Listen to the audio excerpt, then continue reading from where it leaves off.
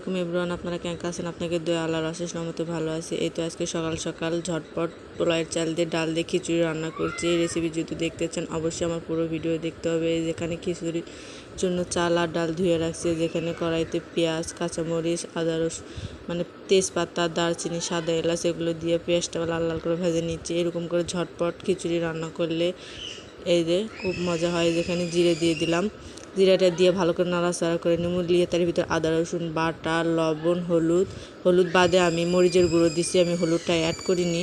এরকম করে হলুদ ছাড়াও কিন্তু খিচুড়িটা মজা লাগে।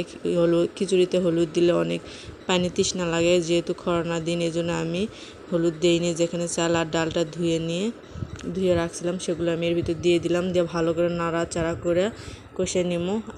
আপনাদের কাছে একটাই অনুরোধ, অবশ্যই আমার পুরো ভিডিও দেখে একটা লাইক, একটা কমেন্ট, সাবস্ক্রাইব করে আমাদের পাশে থাকবেন। আপনাদের কাছে এটাই অনুরোধ।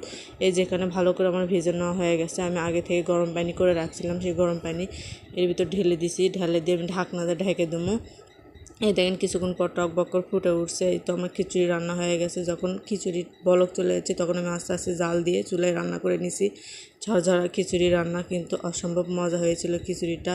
যদি রেসিপিটি ভালো লাগে থাকে লাইক, কমেন্ট, সাবস্ক্রাইব করে পাশে থাকতে হবে। আল্লাহ হাফেজ।